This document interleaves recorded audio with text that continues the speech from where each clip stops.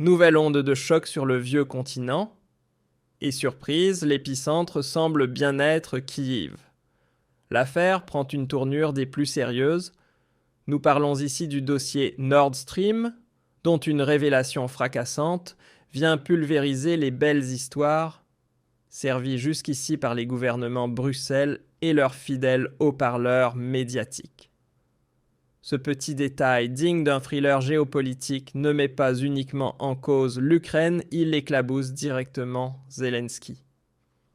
Ce n'est ni une blague, ni une spéculation farfelue.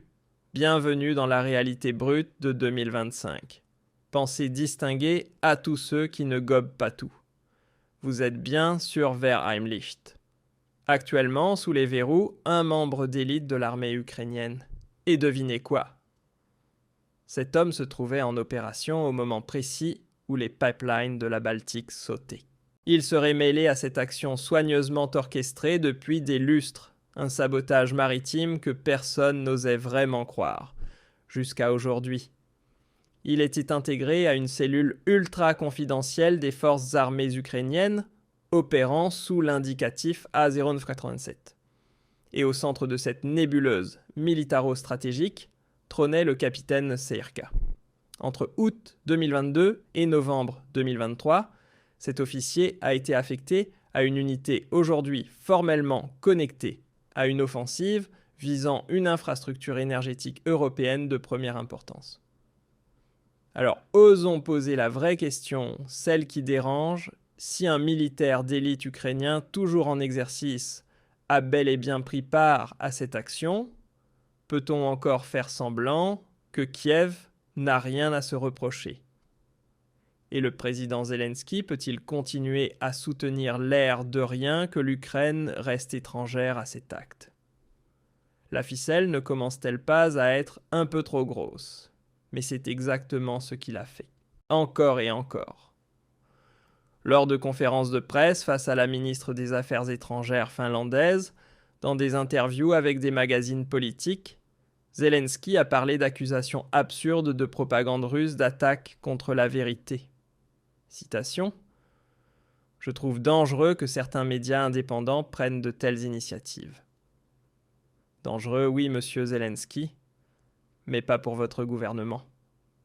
Dangereux pour notre approvisionnement en énergie, pour notre pays, pour des millions de citoyens allemands qui, depuis l'attentat, paient des prix de l'énergie en pleine explosion. Et nos politiciens, que font-ils ? Que fait le gouvernement fédéral sous Friedrich Merz ? Que font les dirigeants de l'UE ? Exactement rien. Silence, esquive, résignation. Pourquoi ? Parce qu'on veut à tout prix ménager ce gouvernement ukrainien pour que les milliards venus de Bruxelles et de Berlin continuent d'affluer, 90 milliards d'euros rien que ces derniers mois. Et qui va rembourser tout ça ? Pause. Vous, bien sûr. Oui, ce sont les mots mêmes de Donald Tusk, dans l'arrogance typique d'un fonctionnaire européen qui méprise les travailleurs du continent. Mais revenons au fait le suspect. Un soldat en activité. L'unité, un commando spécial de l'armée ukrainienne. Le lien direct avec le cœur même de la structure militaire sous une chaîne de commandement claire. Et au sommet de cette hiérarchie, naturellement, la direction politique à Kiev. Et qui croit sérieusement qu'une opération de cette envergure ait pu être menée sans l'aval du bureau présidentiel, il n'est donc pas surprenant que de plus en plus de rapports pointent désormais le commandant en chef de l'époque Zaloujny. D'après Tichys Einblick, les préparatifs de l'attentat auraient eu lieu sous son autorité. Et si Zaloujny était au courant, alors Zelensky l'était aussi. Tout le reste ne serait qu'une grotesque minimisation des structures ukrainiennes. Et les Américains dans tout ça. Celui qui pense sincèrement que l'Ukraine aurait pu mener une telle opération sans que les États-Unis soient au courant, vit dans un conte de fées géopolitiques. Renseignements coordonnés, cible logistique infrastructure, tout passe depuis des années par des canaux américains. Et Biden lui-même l'a déclaré en février 2022, devant les caméras, si la Russie envahit l'Ukraine, Nord Stream 2 n'existera plus. Et que faisait Scholz à ce moment-là? Il se tenait à côté. Et se taisait. Comme il continue de le faire aujourd'hui. Petite parenthèse en notre nom, notre visibilité est limitée. Un abonnement, un like ou une cloche activée nous aident à faire en sorte que ce type de contenu ne disparaisse pas. Le silence. Il est assourdissant. Aucun représentant du gouvernement allemand, aucun ministre, pas même le chancelier Merz, pour exiger publiquement des éclaircissements, la désignation des responsables des demandes de réparation. Rien. Pendant ce temps, les aides financières continuent de couler à flot, comme si de rien n'était. Et c'est bien là le véritable scandale. Car Nord Stream, ce n'était pas juste un pipeline. C'était la colonne vertébrale de notre souveraineté énergétique, une garantie d'énergie bon marché de production industrielle, de logements et de chauffage abordables.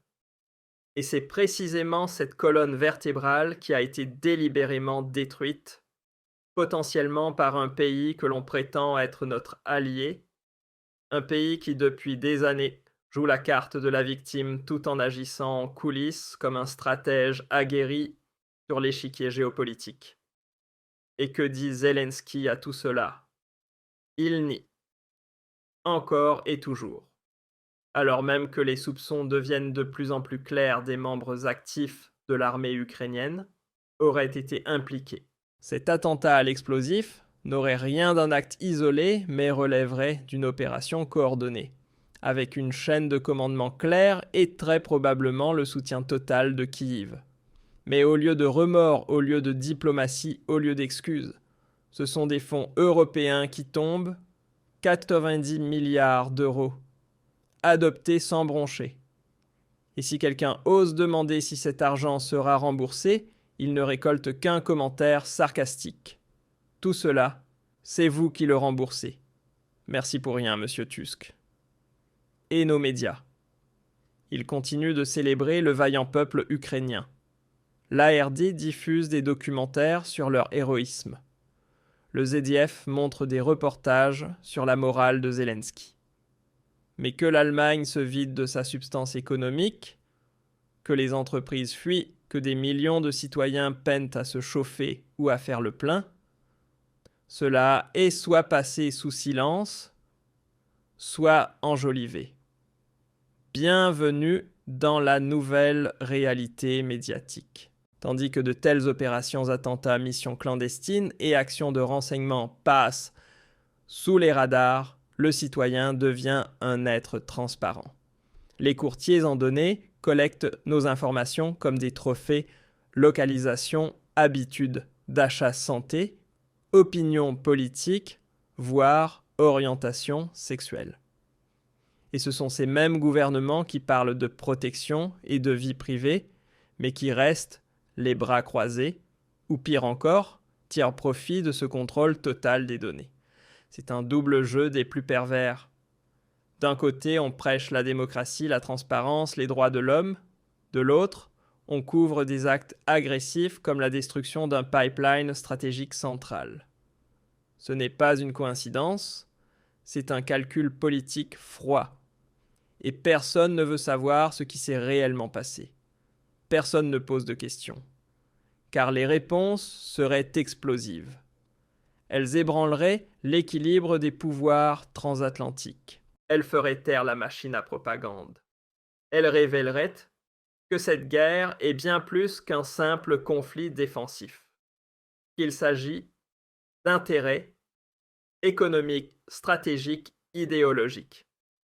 Et le plus grand mensonge, c'est de prétendre que nous ne sommes pas concernés, que l'Allemagne ne fait qu'aider, que nous ne faisons que payer donner, sans risque, sans perte pour nous-mêmes.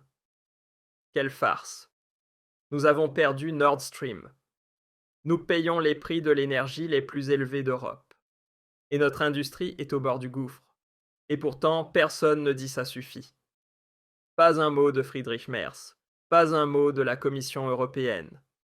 Pas un mot d'Annalena Baerbock, toujours prompte à brandir la morale sur tous les sujets.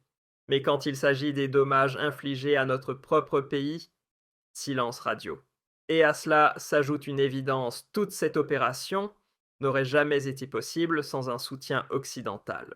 Croire que l'Ukraine aurait pu à elle seule mener une telle manœuvre sous-marine, c'est avoir perdu tout contact avec la réalité. Évidemment que les Américains étaient au courant, évidemment qu'ils avaient accès aux plans, aux communications, aux profils de déplacement. Et qui était président des États-Unis à ce moment-là? Exact. Joe Biden. L'homme qui a déclaré publiquement qu'il mettrait fin à Nord Stream. Et personne ne l'a arrêté, pas même le chancelier allemand qui se tenait à ses côtés. Et c'est tu. Et celui qui se tait consent. C'est bien pour cela que cette révélation est si explosive, parce qu'elle montre qu'on ne nous a pas seulement attaqués économiquement, on nous a trahis par de prétendus amis, de prétendus alliés, et par nos propres élites politiques, qui continuent à couvrir cette trahison jusqu'à aujourd'hui.